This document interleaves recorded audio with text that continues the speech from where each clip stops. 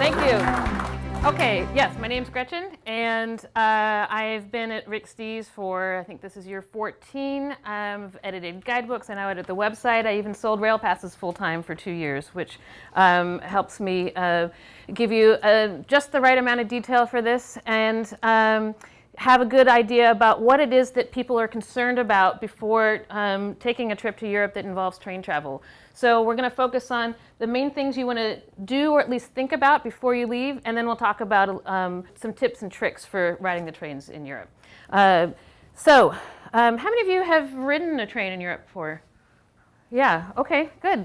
I think that if you've ridden a train in Europe but you haven't ridden a train in a long time, a lot of us sort of think, well, okay, so I'm going to take a train to Europe, and I'm going to go to Europe, and the train is the best option. And that is still true a lot of the time. The train system in Europe, compared to certainly what we have, is really well designed. It's very easy to figure out. Riding a train is a fun thing to do. It's relaxing. It's much more so than a car. In a car, you're worried about fender benders, you're worried about parking, traffic, finding your way. As long as you get on the right train, you can sit back and relax like this couple, and you can tell I normally do not have this facial expression when I'm riding in my car, much less driving, right? These guys are having a good trip. So that's a big plus for a train. The train station, sometimes that's intimidating to us because as Americans we don't ride trains very much, but when you find that they're really well designed and the whole system is easy to learn. I had no idea what I was doing when I was 21 and I was traveling around Europe for the first time. By the end of day 2, I had it. You can figure it out. In fact, if you're thinking of traveling with kids, sometimes that's actually a good task to assign a kid, is you're going to help us figure out which train to get on. You're going to help us figure out how to get on that right train. That's how simple it is. You can assign that to kids. It's so well designed in Europe. Of course, trains will take you to places in Europe that they kind of don't go in the States. So here, this train isn't even up to the top stop here in the Berner Oberland of Switzerland. You have this quintessential Europeanness to trains that you just don't get if you're flying or driving a car. This is a train station in Portugal. You still have these old world type stations across a lot of Europe that give it sort of that flavor. If you're arriving in Hallstatt, a beautiful town on the lake in the Austrian Alps, by car, it's still very, very pretty. But if you arrive by train, the boat meets you, the Stephanie. It comes to meet you, and you ride the boat across. And if it's a misty morning and the mist starts to lift and you arrive in town on the shores of Hallstatt, you get that experience by riding the train you just don't get if you're in a car. And again, it's fun. A few considerations though. Train isn't always the best option for Europe. If you're traveling really long distances, you want to think about flights, especially because we have such cheap flights. You know, we have cheaper flights in the States, even more so in Europe. If you're traveling a long distance, night trains are really not as much of an option as they used to be. So going a long way and not making a lot of stops in between, I would consider a flight. Also, trains don't go everywhere. This was a surprise to me my first time in the south of Spain, and I got a rail pass, and I found out, oh my gosh, there really aren't that many trains here. Trains don't really go around Greece. Greece just doesn't have a lot of trains right now. A lot of Ireland doesn't have that much in the way of trains. It's mostly buses getting around Ireland. The Croatian coast. We all think about ferries and getting out to islands of the Croatian coast, but getting down there by train, really not an option. So before you go, your biggest question is, should I get a rail pass? And we also tend to think, okay, I'm going to Europe, I need a rail pass. That's how I did it when I was in college. That's how my friends did it. I'm going for a month, I'll get a 1-month rail pass. It's not that simple. Fortunately, it's not that hard to figure out either. We have more options than we used to. But should I get a rail pass? What is a rail pass? A rail pass is a train ticket sized piece of paper. It has your name on it, and it has a country or maybe multiple countries, and it's good for a certain number of days. And most passes do a certain number of days in a wider window of time. Where you go in that area, whether it's one country or more, and where you go on those days is up to you. It's not a ticket, it's a pass. And it has your name on it, only you can use it. Whereas a train ticket, what I'll call a point-to-point ticket today, is a point-to-point ticket. It goes from A to B. Should you even consider a pass? So my example of the people going from Paris to Nice and back, if you're just taking a train for 1 or 2 days, no, you don't need a pass. The more days that you're riding the train, the more likely it is that you want a rail pass. And also the bigger distance you're going. If you're doing a lot of countries, the more countries you're going to, the more likely a pass makes sense for your trip.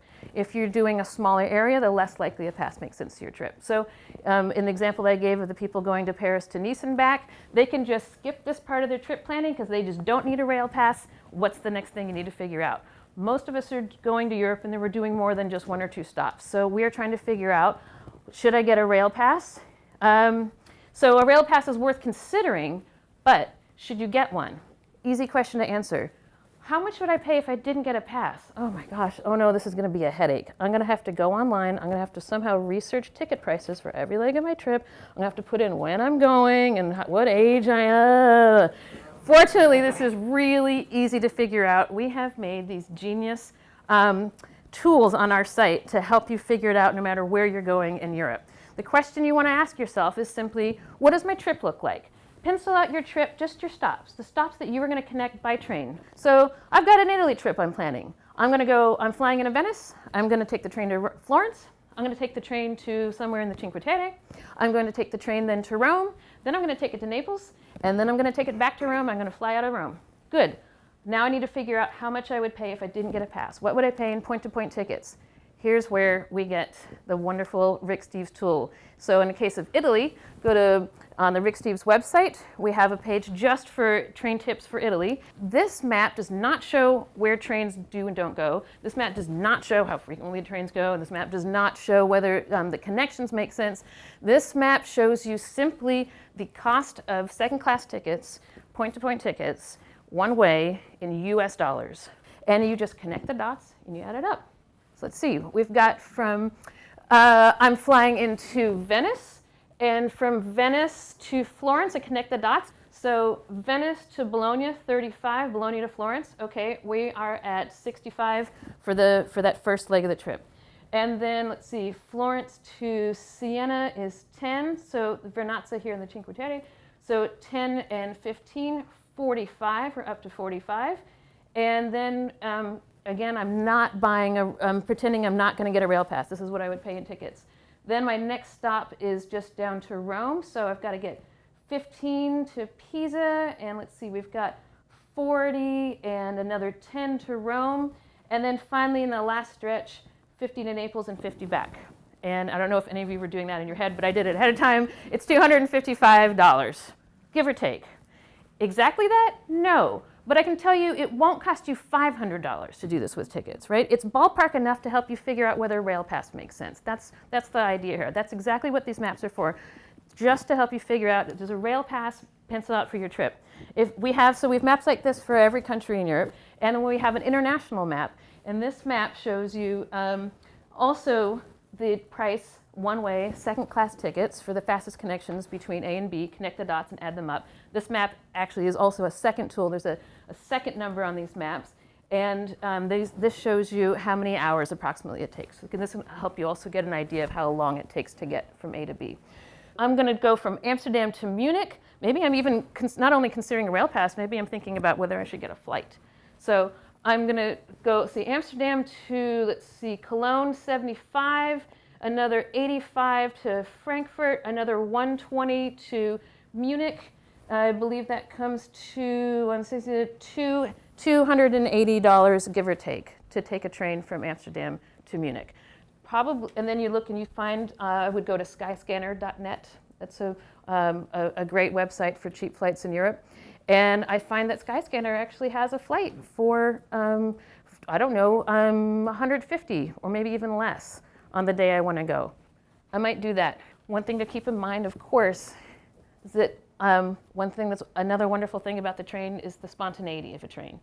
You have several trains, train options during the day, and most trains go frequently enough that if you're trying to get from A to B, you still have, even if you've made your hotel reservations in advance, you might decide, you know what, I feel like going on the train after lunch.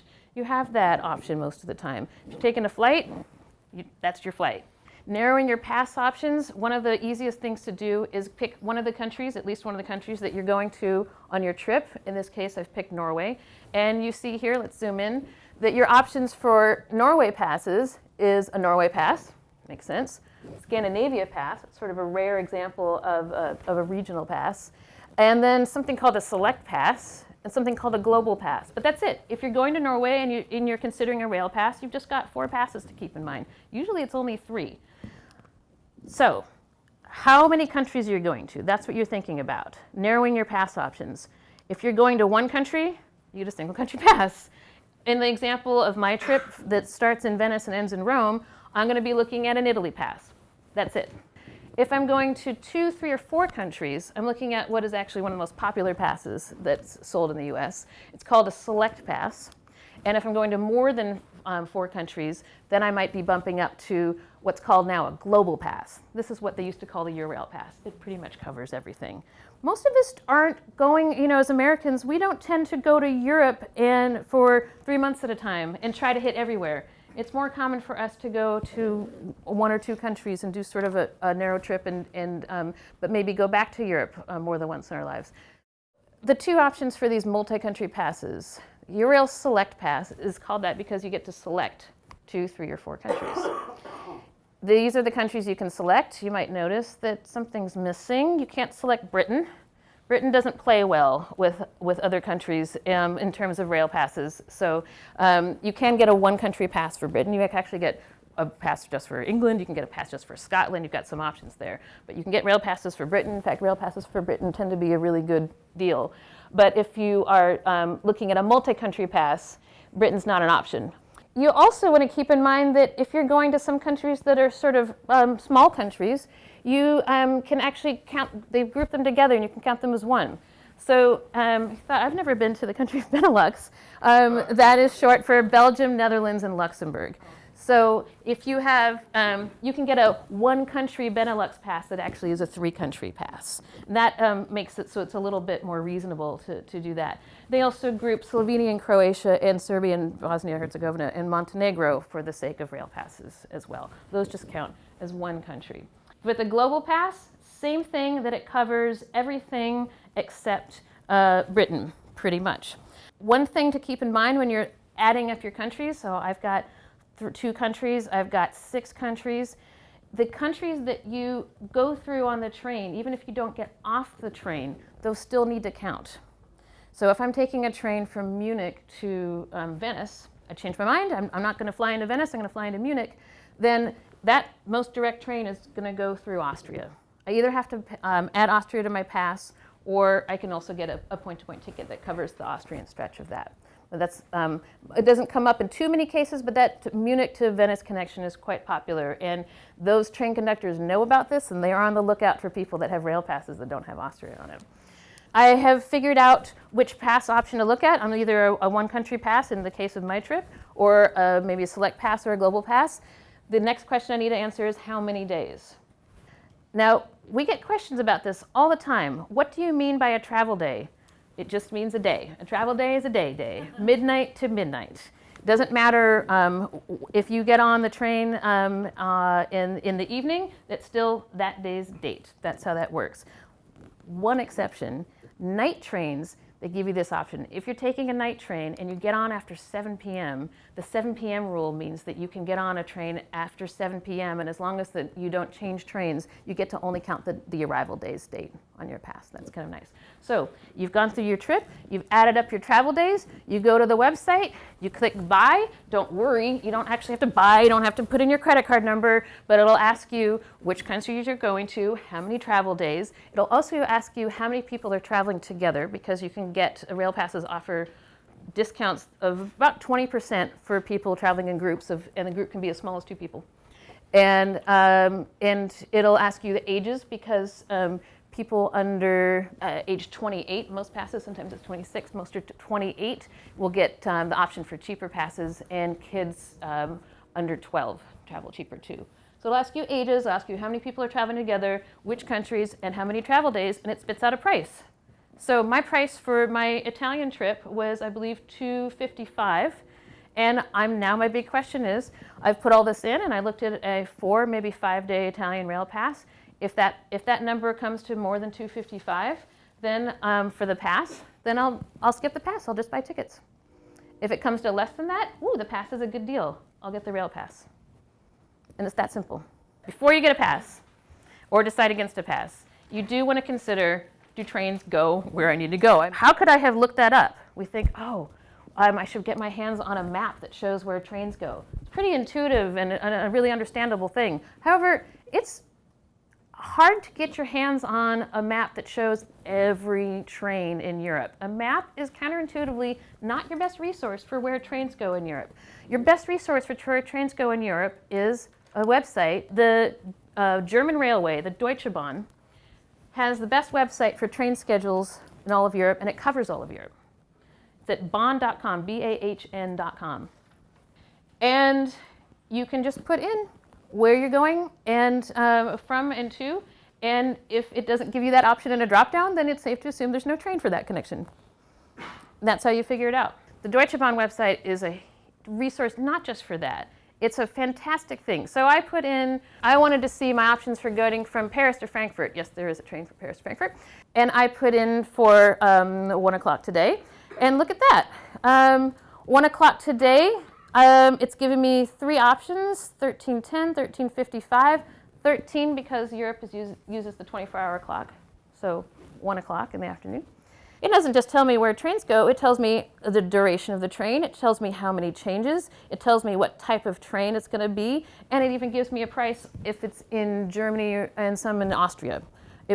Because it's a German site, it doesn't know train prices outside that. That's what those cost maps are for. It will spit out prices if it's within Germany or connecting to Germany. And let's say, ooh, I like this one because it's direct. I click through here, and I can see even more information about this connection. I can see, for example, and here's the really important part, that this ticket is subject to compulsory reservation. I'll get to that. But this is your resource, not just for where trains go, not just for how long it takes to get there, not just for how many go a day or how many go an hour, but also whether this train requires a seat reservation, whether you can have an open day ticket for that train or whether you need to sort of treat it like almost like a plane ticket.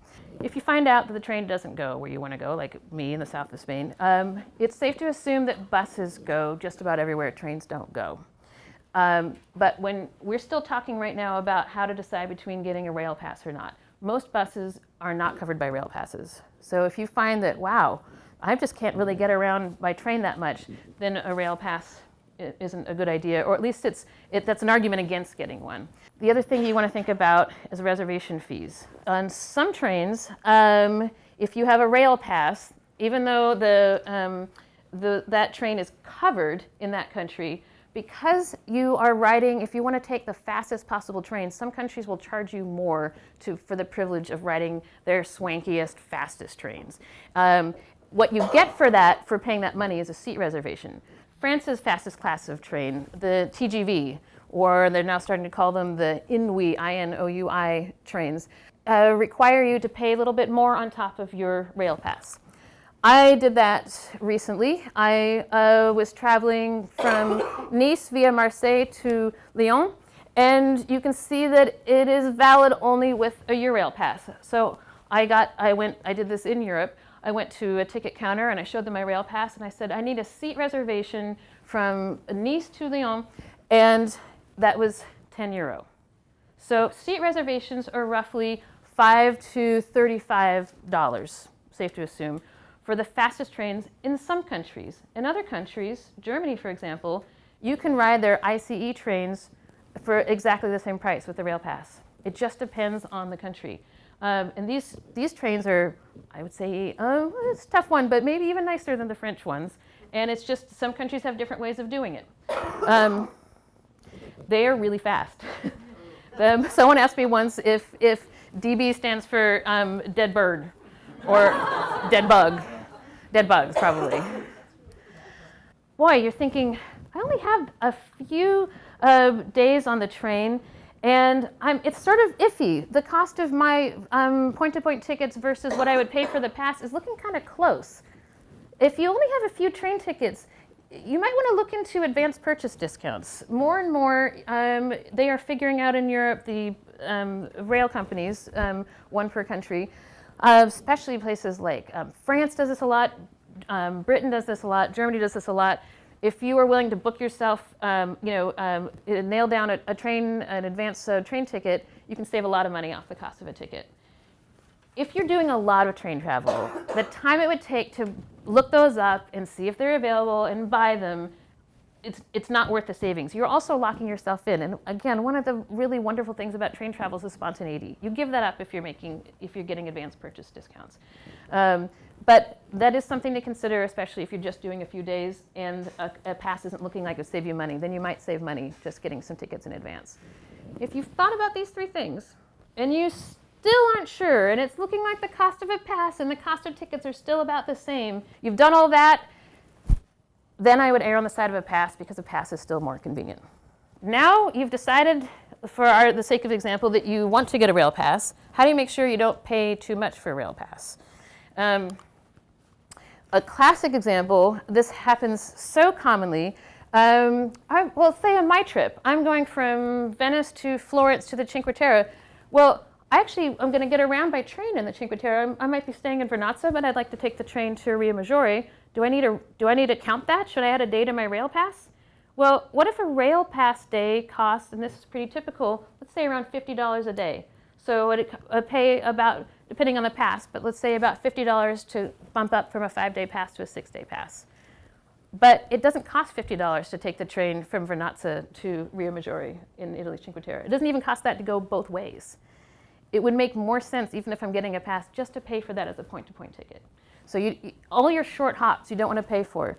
We've got a really cheap ticket. A classic example, another one is you are in the Rhine River Valley in Germany. And this is a ticket that's going to roughly cost about $5 each way. Don't use up a rail pass day to pay for a $5 ticket. Those maps come in handy for that too. That's what the maps can help you do. Pay out of pocket for your short hops. Also, if you are deciding, you're thinking, okay, I'm going to 5 countries, or I'm going to 4 countries, and I definitely need to get a 4-country pass. But what if one of your stops is right over the border of country number 4? Maybe your last stop is Prague, and that's your only train travel. You're traveling, your last day of train travel is from Berlin to Prague. Well, from the border, the German and Czech border to Prague, it's only about $20 for a train ticket. So, but the price difference between a 3-country pass and a 4-country pass is a lot more than $20. You might want to actually just get a 3-country pass and pay for a ticket before you leave Berlin. In your rail pass, if it covers Germany, it will cover you to the German border. And then you've got a ticket for that last $20 all the way to Prague. Does that make sense? So this is one of the wonderful things about being smart, and that you've gone to Rick Steves for your advice, because we are trying really hard to talk you into not paying more for your pass than you have to. This is not good for us in terms of bottom line, but we are here to help you have a good trip and a smart trip, and that's more important. Also, you're thinking, going to 2 countries, I see that there's a single country Norway pass, and there's also a single country Denmark pass. I'm going to both countries. Should I get both those passes? No. You're going to save more money by getting a multi-country pass. So it almost never pans out for that. And finally, if you're trying to weigh how many days or how many countries to put on your pass, it does pay to pay some attention to what the trains cover in the countries you're going to. For the most part, rail passes just cover train travel, but in some cases they don't. Switzerland, for example, Switzerland's rail passes are wild. They are such a good value. They cover all buses. They cover a lot of lake boats. They're fantastic. That's pretty rare, but some passes cover some ferries. It's good to look into that. Where do you get that information? On the Rick Steves website, country per country. We've got that there. Okay, you have this decision if you are traveling in train tickets, first or second class. Oh my gosh, we think, you look at the pass prices and it's only about 20% savings to travel in second class. Maybe I'll just bump up to first. Who doesn't always want to travel in first class? The thing is that we're mostly used to thinking between first and second class in terms of planes. But in Europe, first class train car is not going to get you a free meal, and it is not going to get you a wildly different experience. Key thing to keep in mind is that the second class cars and the first class cars get into the station at the exact same time. So this is a second class seating on a train, and it looks a whole lot better than anywhere I've ever sat on an airplane. You've got tons of room. First class cars also tend to have more likely to have air conditioning or plugs for you to recharge your phone. But I wouldn't count on that in any train.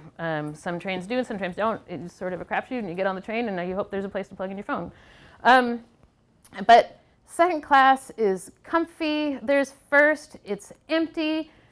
Second class tends to have more people in it, but people are having fun. You came to Europe to experience Europe, not to sit on your laptop and get work done, which is what everybody's doing in first class, either that or they're napping.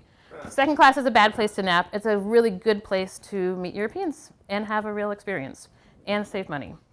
And the thing to keep in mind, and I have run this past every European I've asked, and they've all agreed, is that Europeans do not ride in first class unless someone else is paying for it.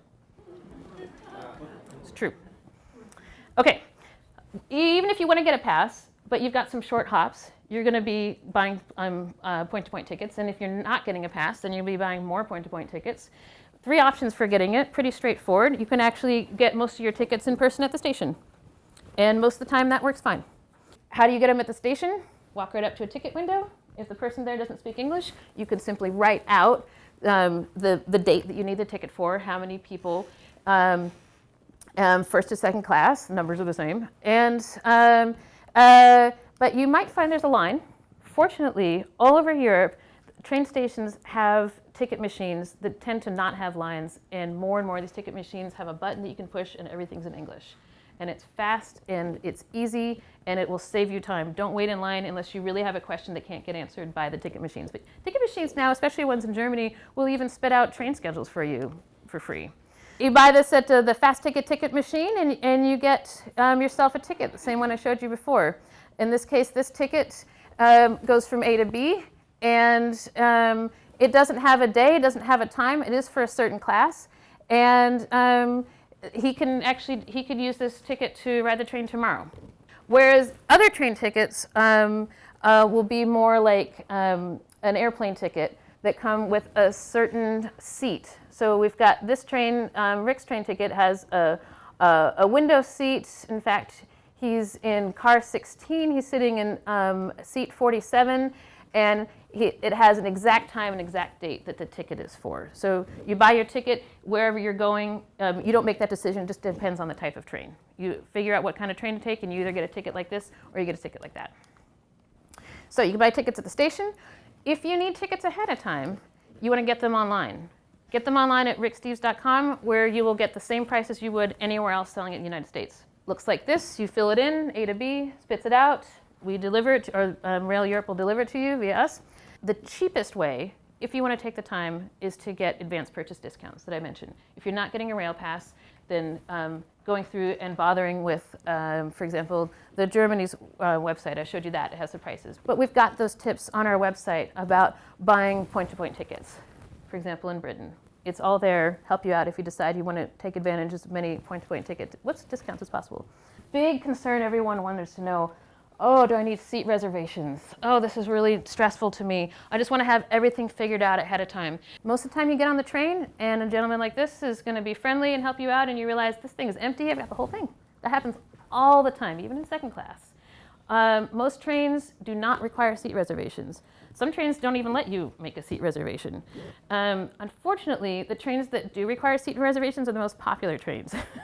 Again, the TGV, the fastest trains in France, require seat reservations. So there's 2 kinds of seat reservations. Ones that are compulsory, required, and if so, they are built into the ticket, just like buying a train ticket, but you would have to get that extra seat reservation on top of your rail pass. So what requires compulsory reservations? The fastest class of trains in France, Italy, Spain, and Sweden. You don't have to remember that, it's all on our website. A few one-off trains. The Eurostar train that goes between London and under the water to either Paris or Brussels. The Thalys train, T-H-A-L-Y-S, Thalys train, that has a monopoly on the direct route between Paris and Brussels. That one requires seat reservation. If you get on a Thalys train with your rail pass and you do not have a seat reservation, you will be fined. And scenic trains, Mostly these are in Switzerland, like the famous Glacier Express or the Bernina Express. There are one or two in Norway. Whether or not a train is scenic has more to do with where you are and what the weather's like, I guess, and maybe your taste. But what they call the scenic trains would be these trains that have these wonderful windows, these panoramic windows. A lot of these require, anything like this will require you to pay a little extra for a seat reservation. And again, this extra cost isn't so much necessarily that the train will fill up. It's because you're paying extra for the privilege of taking a panorama train. You're paying extra for the privilege of taking a swanky fast train in some countries. But at least if you're paying extra, you're guaranteed a seat. You've got trains that require seat reservations. And again, do I need to make seat reservations on trains in France, on French trains? It's all there at our site, one per country. You don't need to remember that. Just look that up for the countries you're going to. And also the Deutsche Bahn site, as I mentioned, is another good resource for whether a train you're considering requires seat reservation. It's there, subject to compulsory reservation. For trains that don't require seat reservations, you can always get on the train. Your worst case scenario isn't that you're not going to get from A to B, it's that you're not going to have a seat. You may have to stand for a little bit. So traveling at peak times, whether that's rush hour or even just summer, and also if you're traveling with other people, especially if you're traveling with kids, then of course it makes sense. You want to make sure that you can sit together. That's when it makes sense. But it's not required. How do you do it? Guess what? You can do it at the train station. You can do it at ricksteves.com. Just like you buy train tickets. You can buy seat reservations that will just go with a pass. If it's a compulsory train, then your seat reservations are part of your ticket. But if you're traveling with a rail pass, you can get your pass holder reservation on our site as well. And you can also do that at the station in Europe, just like I did for my reservation from Nice to Lyon. When? Here's the thing. Most reservations are very easy and completely reasonable to do just a few days in advance.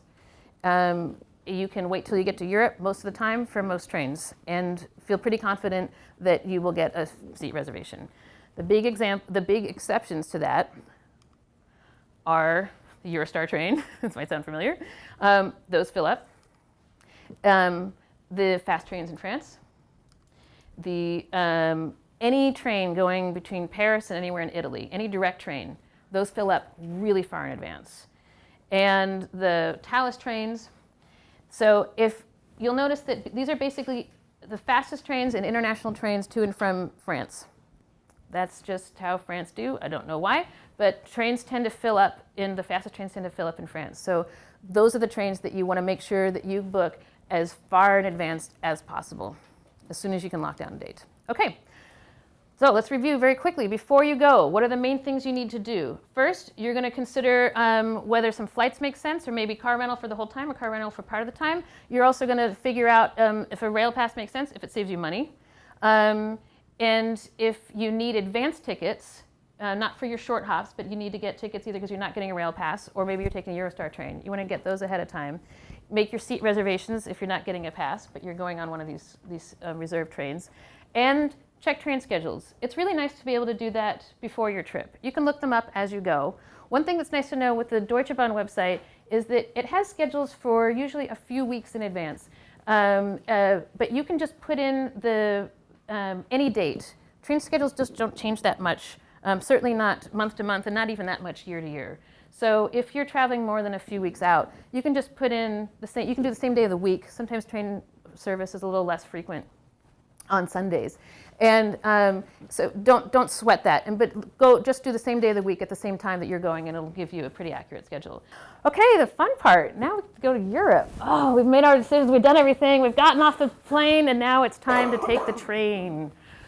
But one thing that maybe is sort of non-obvious, because it's only printed in fine print on your rail pass. If you bought a rail pass, you can't just get on that train. The first day before you ride the train, you have to take it to a ticket counter and have them activate the pass. Just the first day. After they've activated it, one time, ka-chunk, they stamp it. A guy like this, he stamps it. Now it's good to go. He fills out the first day of your pass, and then say 2 months later. Let's say I'm starting to use my rail pass today on the 3rd of March. I have until the 2nd of May is what he'll fill out. And he looks at my passport, because this pass can only be used by me, or in this case, only be used by Rick. So he asks for your passport. He makes sure that you are indeed Mr. R. Steves. He fills this out, puts in your passport number, he goes ka-chunk, now your pass is activated. Now you can use it in Europe. You don't have to take it to a ticket window after that. That's what I did not that long ago in Germany. And as I was using it, I happened to have a special pass that had the dates printed on it, but I wrote in the days as I traveled. Why is there a stamp there? Because when the conductor asks for a train, sometimes they go ka-chunk. They want to see that they, I don't know, checked it. But as I'm riding the train, what are they going to ask themselves, a conductor? First they want to know, are we in Germany? Yes. Is this pass cover Germany? Then she's good. Is it sometime after this date and before this date? Good. Or at least on this date. It's up through this last day. And has she written in today's date in these slots on the bottom? Then I'm good. Oh, they might want to also make sure that I am indeed Gretchen Strauch. They might ask for my passport.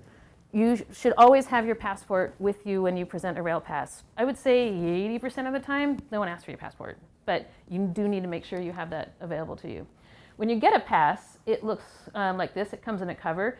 And you always want to keep it in a money belt. So when they come around, they say, tickets, please. Then I open this up. They're going to check all that. And they're also going to check that I have filled out the day's dates. And more now, they also want you to fill out this thing at the bottom that tells you where you're going to from and to. And they're mainly just doing that so they can keep track of where people are going, how they're using the tickets. But you do need to fill that out now. And then I put it, as soon as they come around, they check and they say, thank you. And I put it back in my money belt because think about this with plane tickets. How long has it been since we were worried about losing a plane ticket? You lose that piece of paper, it doesn't matter. You print out another one. You show them your phone. But a rail pass is the actual piece of paper. You lose it, it's gone. Keep it in your money belt. They are mostly not refundable, and we have all the information about what to do if you lose a rail pass on our website. But don't lose your rail pass. Keep it in your money belt. So you've gotten to the station. You've activated your pass. Maybe you need a point-to-point ticket. You've got these wonderful ticket machines, or you're going to print out a schedule with these helpful ticket machines. You're looking good. Oh, you're going to use your time well. In fact, oh, you're in France. You've got pastries. I could sit in a restaurant in my arrival city, or I could show up, already haven't eaten lunch, and paid less money for that. One more thing about stations. Train strikes do happen in Europe, most commonly in Italy, but not just Italy. And usually they're published a few days in advance. People tend to know about it. You might end up, however, at the station finding about it for the first time, just like Rick, and he's not pleased. What I've learned from experience is that most of the time train strikes aren't nearly as bad as they sound. For starters, trains keep going during train strikes. It sounds weird. They just don't go on schedule. And there aren't as many. But a lot of locals who live there, they don't go. If there's a train strike and they usually ride the train to work, they're going to drive that day. Maybe they'll take a taxi. Maybe they'll take a bus. But you have a rail pass, so you want to take the train, head to the station anyway. The chances that a train will show up and take you where you need to go are really good. I've never actually it's been stressful because I don't know when the train's coming, and you ask the people standing on the platform, they're like, oh, train strike. But then you wait there, and then after a while, a train just goes boop, boop, boop, boop, and opens up, and you go like, oh, yes, this train is going to Rome. I guess I'll get on it. And you know what? I only ended up an hour late. I think that actually is the most I've ever been delayed by a train strike in Italy. So don't panic. Do pay attention ahead of time because people tend to know about these strikes happening. When you first walk into the station, you're going to have boards like this. Let's do a close-up. There's one in Germany. They all might be designed differently. They might be in English in addition to local language, but they might not. But it's not that hard to figure out. So what time does the train to Dortmund leave? 12:45.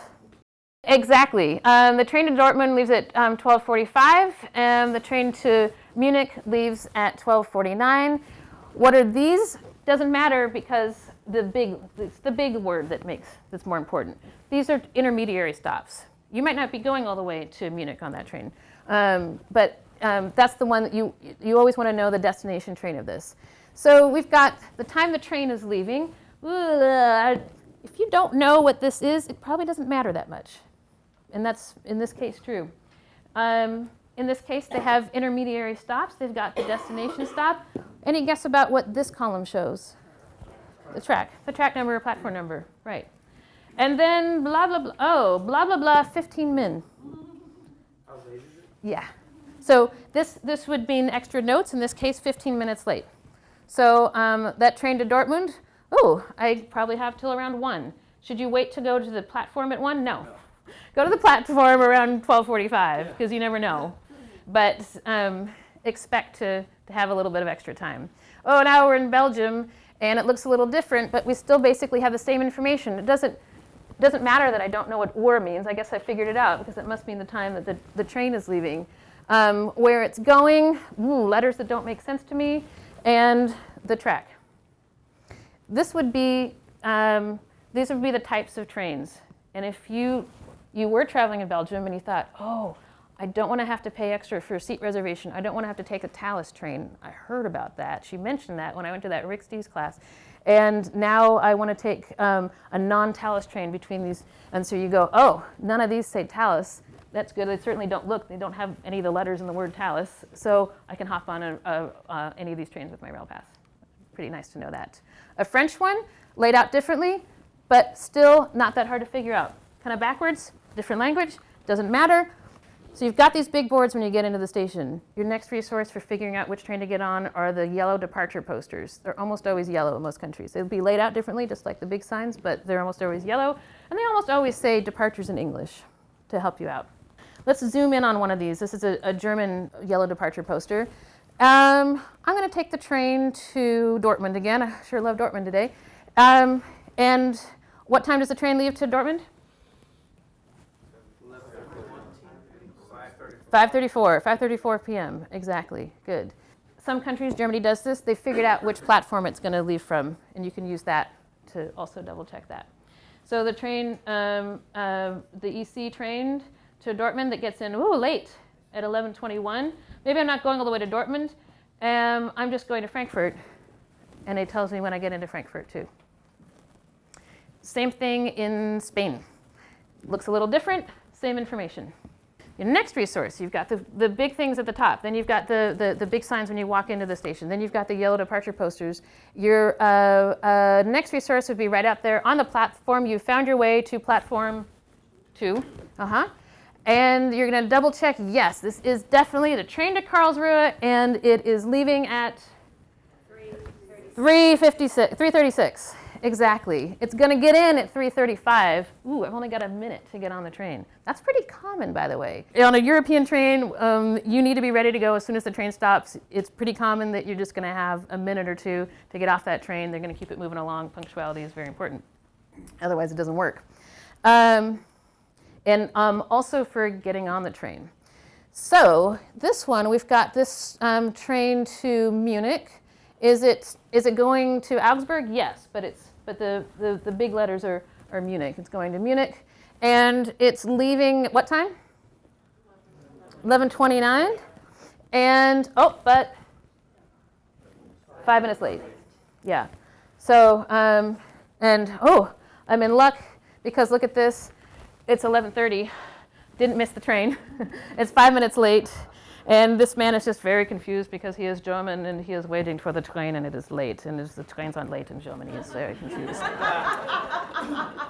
You can always have help in the station. So at the ticket windows, people who either speak English or speak enough English to help answer your questions. You don't want to forget you have that resource. Before you get on the train, also be thinking about whether you need to stamp your train ticket or seat reservation if you need to. Do you need to? I've traveled on the train so much, I never figure out whether I need to. If I'm not sure, I just put my ticket in. It stamps. If you stamp it unnecessarily, it doesn't matter. It's fine. If you needed to stamp it and you didn't, now you kind of have a problem. So when in doubt, stamp it. Except don't stamp your rail pass. Your rail pass is good for a certain day. You've written your day in before you got on the train, and in a certain window of time. Don't stamp your rail pass. If you have a ticket and you see a machine like this, go ahead, stamp it. You can't lose. Now you're pretty much ready to go. How soon do you need to get to the platform? If it's most of the time you can get there like I tend to, seconds before the train leaves. Don't do that. It's stressful. It's not worth it. especially because every now and then in Spain, for example, you're going to be asked to scan your bag. Or they might have, I just saw this in France recently, there were people, not all trains, but some trains, I walked to the platform and they were asking everybody to please show their ticket, to please show their rail pass. They do this in Britain quite a lot. So there might, don't assume you can go hop on the train. That is true most of the time, but you may need to go through some sort of rigmarole to get on the train. Give yourself enough padding for that. And again, arriving at the station with enough time to get things done. Use your time well is smart. Time to get on the train, and while you're waiting for the train, boy, must be a big station. This is a long track. I don't have that long to get on the train. As a matter of fact, wouldn't it be nice to be waiting right by the part of the train I want to sit in? That's where these wonderful posters come in handy. They call them in German Wagenstandanzeige, but they have them in most countries. This would just be for the bigger trains. You're looking for whether the train you're on is listed here.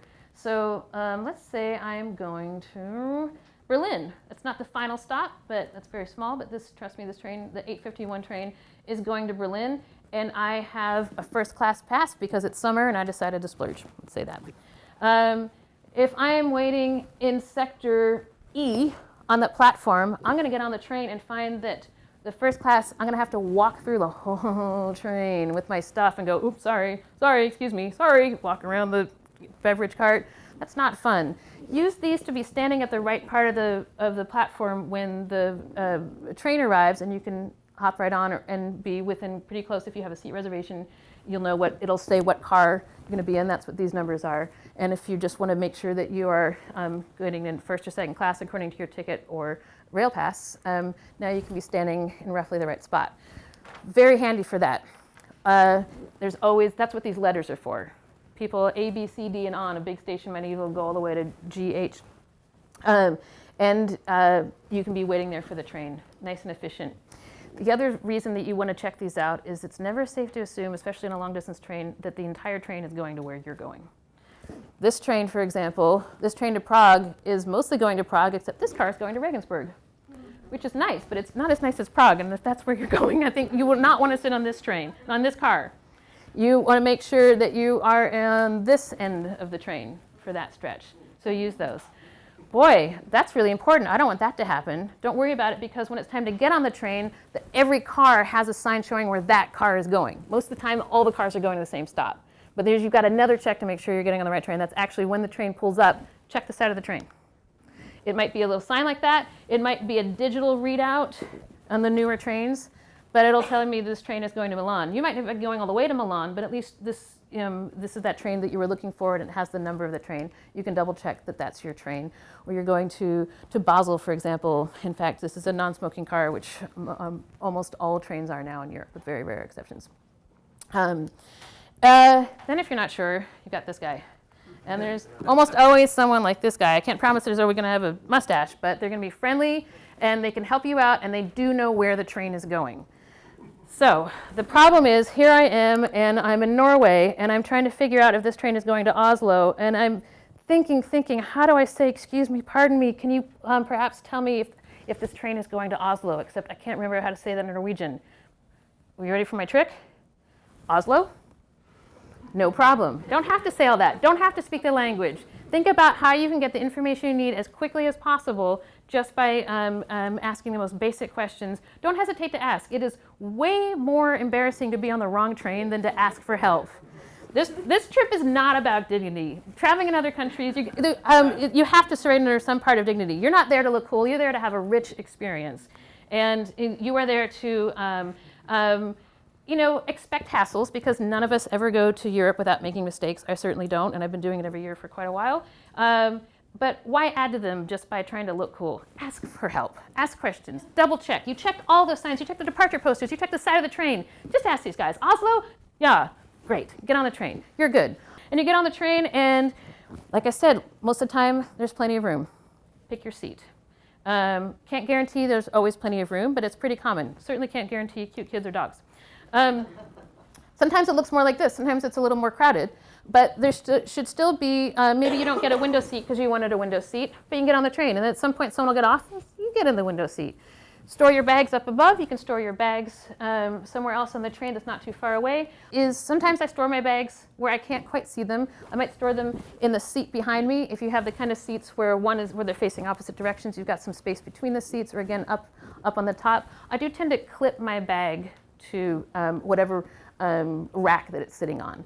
Not that no one can steal that bag, but if I am a thief who's going to start grabbing bags off trains, I'm not going to sit there, pull my bag and think, oh, how did this thing get attached? I'm just going to take the next bag, right? So just make your bag a little bit harder to take than the next guy's and you're good. I've never had a bag stolen off a train in Europe. Sometimes you get on the train and it is full.